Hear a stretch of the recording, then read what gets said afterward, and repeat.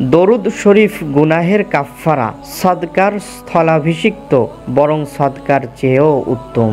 সাইয়্যিদুনা আব্দুল হক মুহাদ্দিস দেহলভী রহমতুল্লাহি তাআলা আলাইহি আরও বলেন, দরুদ শরীফ পাঠ করার দ্বারা বিপদ আপদ দূর হয়, রোগের শিফা তথা আরোগ্য লাভ হয়, ভয় ভীতি দূর হয়, অত্যাচার থেকে মুক্তি পাওয়া যায়, শত্রুর উপর বিজয় লাভ হয়, আল্লাহ পাকের সন্তুষ্টি অর্জন হয় এবং তার ভালোবাসা সৃষ্টি হয়, ফেরেশতা তার আলোচনা করে, আমল পরিপূর্ণ হয়, মন প্রাণ ধন সম্পদের পবিত্রতা লাভ হয়, পাঠকারী আনন্দিত থাকে, বরকত অর্জন হয়, বংশানুক্রমিকভাবে চতুর্থ প্রজন্ম পর্যন্ত এই বরকত অব্যাহত থাকে।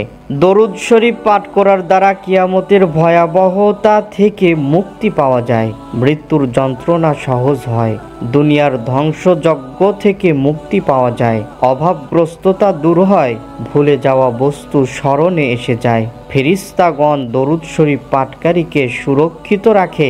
দরুদ শরীফ পাঠকারী যখন পুলসিরাত অতিক্রম করবে তখন নূর বিচ্ছুরিত হবে এবং সে অটল অবিচলতার সাথে চোখের পলকে পার হয়ে যাবে। সুবহানাল্লাহ।